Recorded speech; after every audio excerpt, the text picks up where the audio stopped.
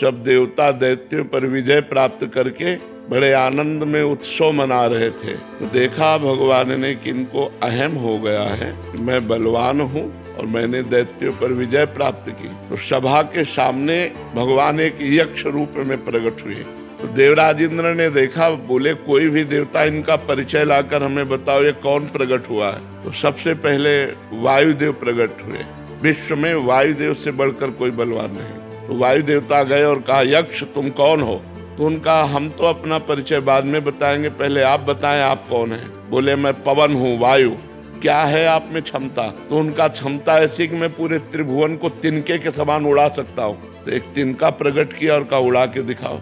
अब वायु देवता से तिनका उड़ाने की बात, वो तो ब्रह्मांड उड़ा दे, लेकिन तिनका नहीं उड़ा।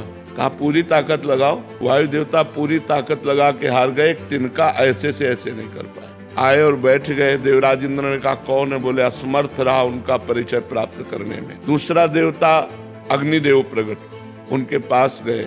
उनका आप कौन है? अग्नि। बोले आपकी सामर्थ? बोले त्रिभुवन को उपले की तरह जलाकर भस्म कर सकता हूँ। तो उसी तिनके को कहा तुम भस्म करके दिखाओ। तिनके की तरफ देखा, कुछ नहीं हुआ। पूरा पावर लगा दिया, कुछ नहीं हुआ। अग्नि देवता वापस जाकर बैठ गए और कहा मैं असमर्थ रहा। तब स्वयं देवराज इंद्र उठे। जे ही गए सो यक्ष अंतर ध्यान हो गए। यक्ष की जगह पर दुर्गा देवी प्रकट हुई और उनका, देवराज इंद्र तू इतना घमंडी है कि तू भगवान से बात करने का भी अधिकारी नहीं है। इसलिए भगवान अंतर ध्यान हो गए।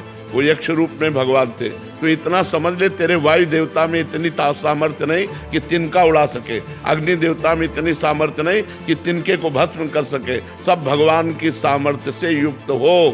घमंड मत करो, भगवान ही तुम्हारे अंदर अपनी सामर्थ्य प्रकट करते हैं, तब तुम अपना कार्य कर सकते हो।